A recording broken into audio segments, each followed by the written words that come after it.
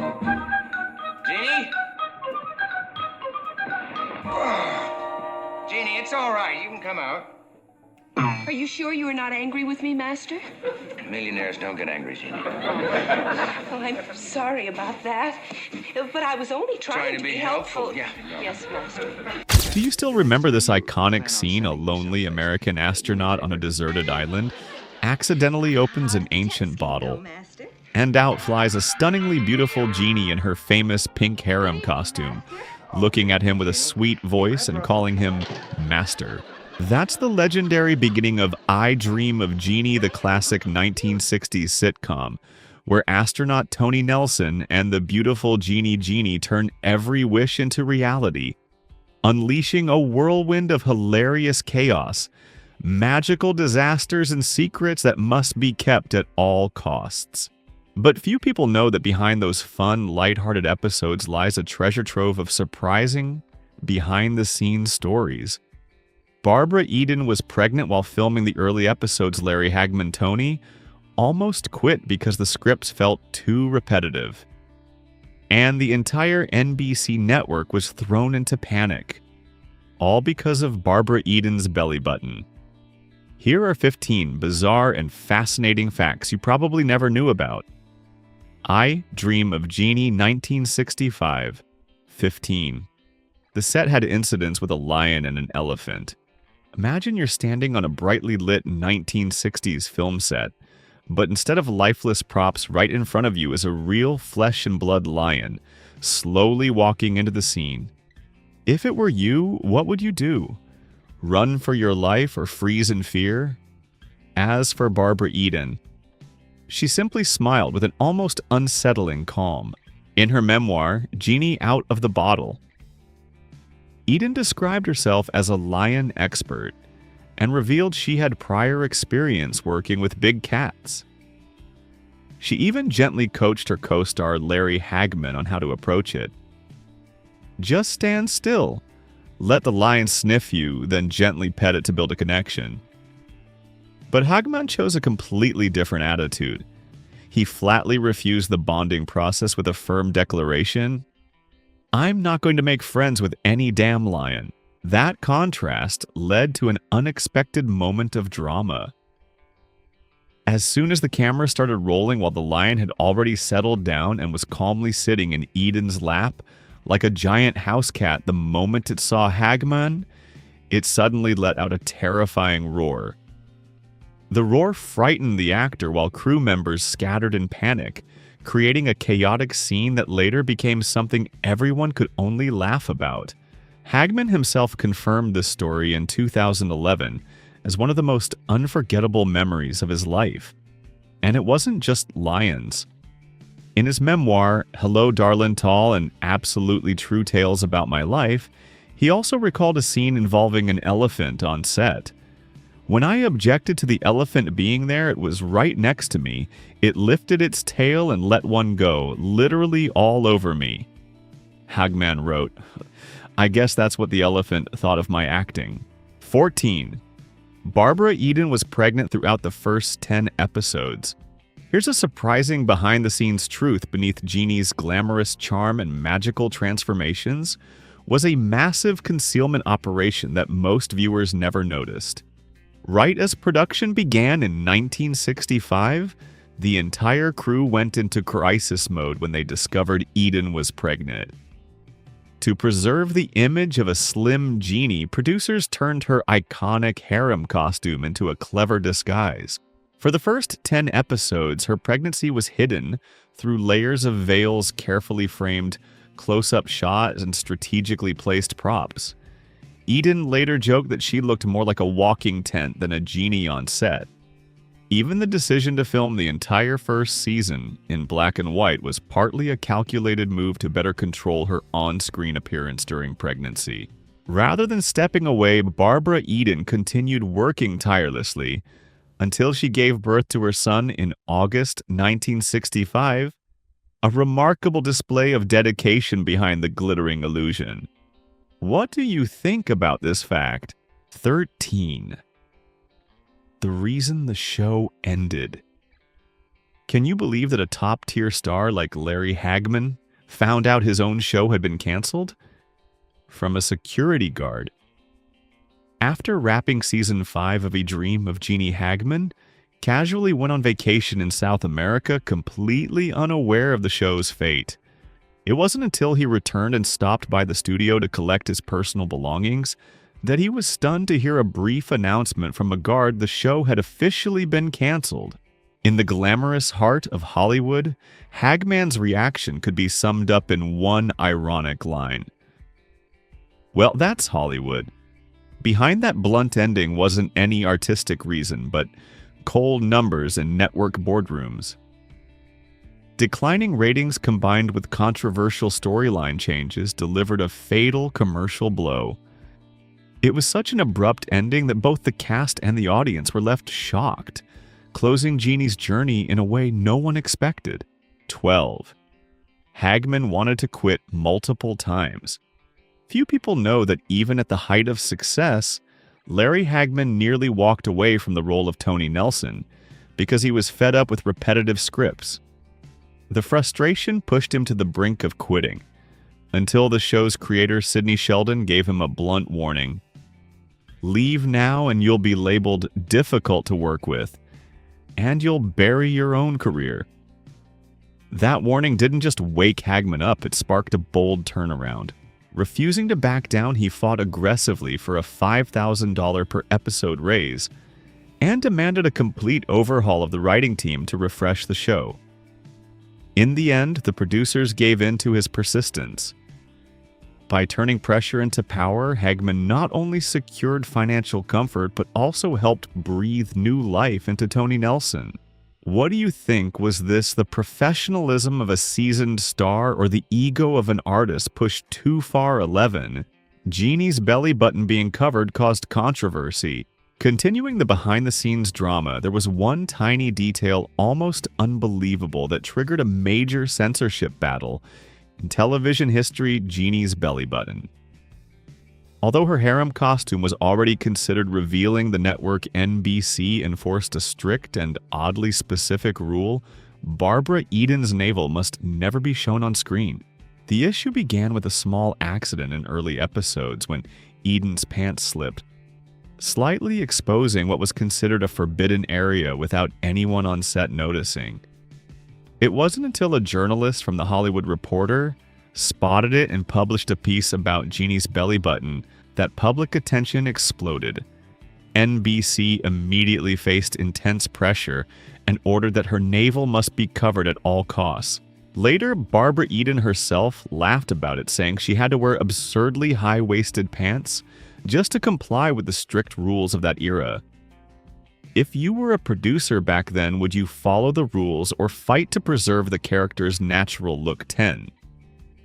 Barbara Eden disliked Jeannie and Tony Nelson getting married.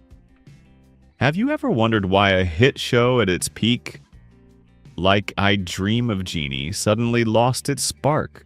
The answer lies in a decision that Barbara Eden herself called the mistake that ruined everything, letting Tony and Jeannie get married. For 4 seasons, what kept audiences hooked was the irresistible tension between the mischievous Jeannie and the astronaut who constantly had to keep his distance. But in 1969, amid the global wave of the sexual revolution, producers decided it was time for Tony and Jeannie to tie the knot. Eden later said bluntly, that wedding stole the identity of the show. From a mysterious, powerful, magical being, Jeannie was suddenly domesticated into a gentle housewife, confined to the kitchen. The playful conflicts, the subtle power dynamics between Master and Jeannie all disappeared, replaced by a stability that quickly became dull. Even the show's creator, Sidney Sheldon, admitted with regret that the network's decision turned a mystical hit into an ordinary family sitcom, ultimately leading to its disappointing end. 9. Entering Jeannie's bottle required strength. Few people realize that Jeannie's magical palace actually came from something surprisingly ordinary: a 1964 Christmas edition Jim Beam bottle. Instead of building a prop from scratch, producers stumbled upon it and transformed it into an iconic object by painting it smoky pink, adding gold accents and designing a luxurious harem-style interior. But behind the magic, Barbara Eden had to go through real physical effort climbing a ladder over 2 meters high and squeezing into a tight space to perform those magical scenes. This creative choice became so iconic that the bottle, once just a liquor container, was later auctioned for a record price of $100,000. In Hollywood, sometimes magic really does begin with the most ordinary objects. Do you like this creative prop? Share your thoughts below 8. They reunited in Dallas. 2 decades after I Dream of Jeannie ended, audiences were thrilled to see Barbara Eden and Larry Hagman reunite, but not as lovers. This time they faced off against each other. In 1990, Eden joined the hit series Dallas as a vengeful billionaire determined to settle an old score with the ruthless tycoon J.R. Ewing, played by Hagman himself. This role reversal was so intense that every confrontation between them left viewers breathless, packed with schemes and calculated revenge. Even more fascinating, the producers slipped in the clever Easter egg that delighted longtime fans. Eden's character had the maiden name Nelson, the same surname as astronaut Tony from years before. A subtle tribute twist that transformed their once magical genie romance into a fierce, mature battle of power. 7. Inspired by the film The Brass Bottle, the origins of I Dream of Jeannie trace back to an unexpected source, the fantasy comedy The Brass Bottle, where Barbara Eden played a supporting role as Sylvia Kenton. In that film, a male genie appears in the modern world, creating a series of humorous situations. After seeing Eden's charm and talent on screen, Sidney Sheldon seized the opportunity, transforming the male genie concept into a powerful and alluring female genie, laying the foundation for a completely unique genie. From there, Sheldon crafted a character who was playful, magical, and full of personality, standing in sharp contrast to more traditional female roles like those in Bewitched. Thanks to this bold idea, a small supporting role in The Brass Bottle became the stepping stone that propelled Barbara Eden to television stardom, turning her into a cultural icon of the 1960s. 6. Larry Hagman's controversial behavior. You might be surprised if I reveal this behind the seemingly effortless chemistry in A Dream. Of Jeannie actor Larry Hagman endured deeply unstable filming days.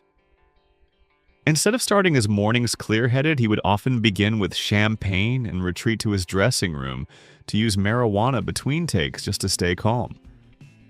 It was an extreme way of coping with the pressure of being pushed into a supporting position and his growing frustration with the script. Hagman's rebellion didn't stop at substance use. Barbara Eden once revealed that when his frustration peaked, he even urinated on set as an act of protest against the production. Although Eden knew when to step away to avoid his outbursts, she never turned her back on him. On the contrary, when the producers had run out of patience and were ready to fire, Hagman Barbara Eden was the only one who stood firmly by his side. She insisted on keeping him believing that no one could replace his talent as Tony Nelson. The compassion and unwavering faith of Jeannie not only helped save her co-star's career, but also preserved one of television's most iconic duos. 5. The show had a small connection to the Monkees. In the 1960s, audiences witnessed a fascinating crossover between two pop culture icons, I Dream of Jeannie and the Monkees. Both were shaped under the influence of music impresario Don Kirshner, creating moments where magical fantasy blended with explosive rock and roll on television. The connection ran deep enough that the famous songwriting duo Tommy Boyce and Bobby Hart appeared in a Jeannie episode, bringing along their album and performing the hit song Last Train to Clarksville. In return, the Monkees featured a playful nod when Davy Jones accidentally rubbed an old lamp and a genie appeared from the smoke. His line "Wrong Show" became a clever and humorous crossover tribute between two NBC hits for Jeannie's costume and hairstyle. Behind Jeannie's timeless beauty were some unexpected secrets about her weapons of charm. Instead of the traditional green often associated with Jeannie's, Barbara Eden personally chose a pink-purple hue for the iconic harem outfit, balancing innocence with a subtle sense of power. The look became so legendary that in 2013, at age 78, she confidently wore the costume again at the Life Ball, recreating her famous blink and stunning audiences once more. But achieving that signature voluminous ponytail came at a cost: 3 hours in the makeup chair every single day. In reality, the hairstyle was a complex construction, a French twist base, combined with 3 layers of hair pieces, carefully pinned to hide every seam. Even more interesting, Jeannie's hair grew longer over time from shoulder length in the first season to reaching her back by the final season, all thanks to meticulously designed wigs. Would you have the patience to sit for 3 hours every day just for your hair? Like Barbara Eden. 3. Why the show was filmed in black and white. When I Dream of Jeannie was about to premiere, few people knew that NBC had so little confidence in the show that they refused to film it in color. Producer Sidney Sheldon even offered to pay an extra $400 per episode out of his own pocket to upgrade the visuals, but executives coldly replied, "Don't waste your money." That skepticism turned the entire first season, 30 episodes, into one of the last black and white productions ever aired on NBC. Ironically, limitations sparked creativity. The simple special effects like smoke and double exposure ended up creating a unique, mysterious, almost magical atmosphere that color might not have captured as effectively. Only after the show proved its massive appeal did NBC finally change its stance, allowing it to switch to color from season 2. This shift not only made Jeannie more vibrant, but also marked the end of NBC's black and white television era. 2. The first season did not have a theme song. Few people realize that the upbeat theme music we instantly associate with I Dream of Jeannie didn't exist in season 1. Instead, the show used a soft jazz waltz style and had no official theme song. It wasn't until the series transitioned to color that composer Hugo Montenegro created the iconic Jeannie theme, transforming it into a lively and energetic pop culture signature. Although the version with lyrics was never actually aired in the show, its influence extended far beyond the sitcom itself. The melody found its way into modern pop culture, referenced by artists like Will Smith in The Fresh Prince of Bel-Air, and even cleverly reimagined in Marvel's WandaVision. From a simple replacement track, it became the soul of a franchise that has endured for decades. Which do you prefer, the classic jazz tone of season 1, or the iconic upbeat theme that made Jeannie famous one? The significance of uniforms in the show.